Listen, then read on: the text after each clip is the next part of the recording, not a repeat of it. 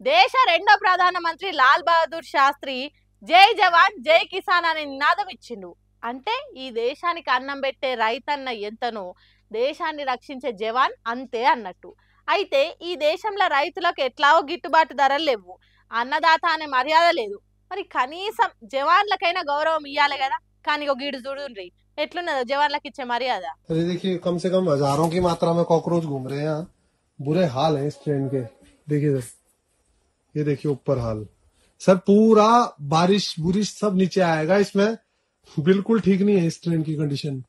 मतलब ट्रैवल करने लायक तो सर ये है नहीं, और 5-6 दिन लायक तो बिल्कुल नहीं है सर. बहुत बुरा हाल है. ऐसा लग रहा है कहीं डंप यार्ड से उठा के डिब्बे जोड़ दिए इन्होंने. ये देखिए पूरी की पूरी खिड़कियां सब खराब. ये देखिए ऊपर ऐसा लग रहा है सर गंद भरा हुआ है ऊपर सारे में. చూసిండ్రా, ఈ రైళ్లనే మన దేశాన్ని రక్షించడానికి ప్రాణాలు తెగించే జవాన్లకు ప్రయాణం. అవును, చెత్త చెదారము, నల్లులు బల్లులు బొద్దింకలు ఎల్కలు గిల్కలు తిరిగే ట్రైన్లా హాయిగా ప్రయాణం చేయాలి అన్నట్టు ఈ ట్రైన్ ఇచ్చిండ్రట. అయితే ఈ జవాన్లకు డ్యూటీలు అయిపోయి ఇంటికి పోయే తానికో లేకుంటే విశ్రాంతి తీసుకునే తానికో ఇచ్చిన ట్రైన్ కాదు ఇది. అమర్నాథ్కు పోయిన యాత్రికులకు ఏం కాకుండా రక్షించే తానికి జవాన్లను పంపేందుకు ఏర్పాటు చేసిన ట్రైన్ ఇది. తలతల మెరుస్తుంది కదా. అమర్నాథ్కు పోయి ఉల్ఫా ఉగ్రవాదులను కనిపెట్టుకుంటా కాపలా ఉండాలి, అక్కడ పడరాని కష్టాలు పడాలి. కాబట్టి పోయేటప్పుడు మంచిగా రెస్ట్ తీసుకునేందుకు సకల సౌకర్యాలున్న ఈ రైలే కరెక్ట్ అని ఇచ్చిండ్రు కావచ్చు. చూడుండ్రి, కూసునే సీట్లు ఎంత మంచిగా ఉన్నాయో, ఒక్క బొద్దింక లేదు, సీట్లు శినిగి లేదు. పైకి ఎక్కి వండుకునే సీట్లు పరుపుల తీరుగ మెత్తగున్నాయి. పాయికానలైతే తలక్ మెరుస్తున్నాయి. ఏసీ బోగీలల్లా తెల్లటి పరుపులల్లా హాయిగా ప్రయాణం చేయుండ్రి అన్నట్టు టికెట్లు బుక్ చేసిండ్రు కావచ్చు ఆఫీసర్లు. దీన్ని చూసి జవాన్లే పరిచానై అబ్బబ్బా మాకు ఇచ్చే సౌలతులు ఎంత మంచిగున్నాయో చూడుండ్రి. 1200 BSF జవాన్లు ప్రయాణం చేసేటందుకు ముట్టుకుంటే మాసిపోయేంత క్లీన్ గా నీట్గా ఉన్న ట్రైన్ ఇచ్చిండ్రు అన్నట్టు వీడియో తీసి విడుదల చేసిండ్రట.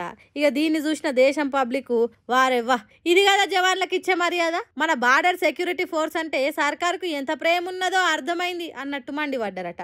శిషి ఏం పద్ధతిరా, ఇంతకంటే అవమానము కించపరచుడు ఇంకేం నన్నున్నదా, సిగ్గుపడే రోజులు తెస్తారు కదరా అన్నట్టు అగ్గి మీద గుగ్గిలమైనరట.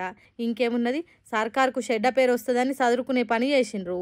ఇంత చక్కని ట్రైన్ బుక్ చేసిన 4 ఆఫీసర్లను సస్పెండ్ చేసినామని రైల్వే శాఖ మంత్రి అశ్విని వైష్ణవ్ చెప్పే కాడికి వచ్చింది. ट्रेन की रेक कली रिप्लेस कर दी गई थी और जो 4 अधिकारी इसके लिए जिम्मेदार थे उनको सस्पेंड भी कर दिया. అంతేకాదు బార్డర్ సెక్యూరిటీ ఫోర్స్ జవాన్లకు వేరే మంచి రైల్లో పంపేతానికి ఏర్పాట్లు చేసిండ్రట.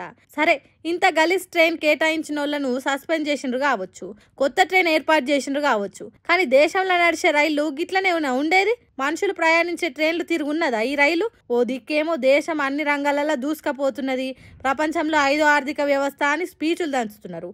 రైళ్లనేమో అవస్థలు గిట్లున్నాయి. ఆ నడుమ బాగా బలిసిన వాళ్ళ కోసం ఎక్కువ రేట్లు పెట్టి ప్రయాణాలు చేసేటోళ్ళ కోసము వందే భారత్ రైళ్లను తెచ్చిండ్రు.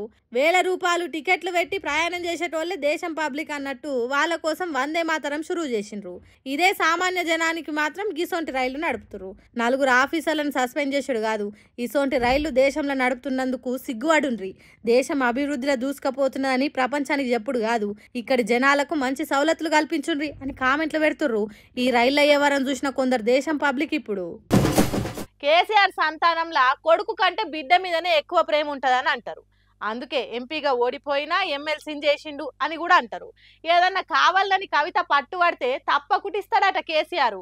అగో అంత పాయరం ఉంటది బిడ్డ మీద. అసొంటి కేసీఆర్ బిడ్డగా అనిపిస్తే ఏం చేసిండో చూడండి.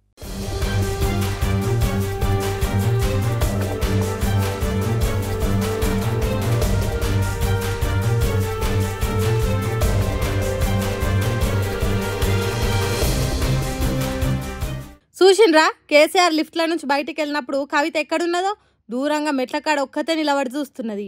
చెయ్యికి దట్టి కట్టేతానికి దగ్గర కూడా వస్తలేదు. అదే అంతకుముందు అయితే మీరందరు కాదు ఇక్కడ నేనే ఉన్నా అన్నట్టు ముందు కురుకొచ్చి కేసీఆర్కు అన్ని చేస్తుండేది. ఆమడ దూరాన్ని నిల్చొని చూస్తున్నది. కేసీఆర్ లిఫ్ట్ల నుంచి దిగి కవితని ఎప్పుడొచ్చినో బిడ్డ అని ఒక్క మాట అడగలేదు తండ్రి. ఫామ్ హౌస్ల నుంచి బీఆర్కే భవన్ పోతున్నాడు కేసీఆర్ అని తెలిసి సీదా ఆడికే పోయిందట కవిత. అప్పుడే పల్లా రాజేశ్వర్ రెడ్డి జారి వడుతోని కొందరు అటు దిక్కుపోయిండ్రట. అప్పుడు కవిత ఫామ్ హౌస్ చేరుకునుడు, కేసీఆర్ కేసీఆర్ బయటికి వెళ్ళుడు ఒక్కసారే జరిగిందట. మరి హడావుడిలో కన్నబిడ్డ కవితను చూడలేదో లేకుంటే ఉత్తరాలు రాసిందనే కోపం పీకల దాకున్నదో తెలియదు కానీ కవిత దిక్కు కన్నెత్తి కూడా చూడలేదు.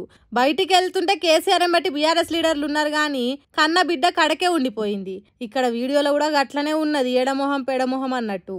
మీడియా ముందు కవిత మా లీడర్ కేసీఆర్ అని అంటున్నది కానీ ఇప్పుడు కేసీఆర్ మాట్లాడకుండా అయిందని అంటుర్రు. మంచిగున్న పాలల్లో మైలేసినట్టు ఉత్తరాలు రాసి గత్తర లేపింది పార్టీలా.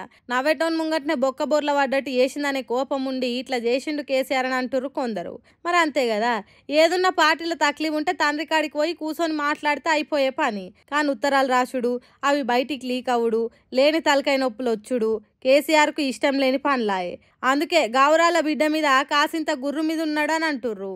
కవిత ఎన్ని తిరుపాయలు వేసినా కేసీఆర్ కోపం తగ్గుడు కష్టమే అన్నట్టు చెప్తుర్రు. మరి చూడాలే.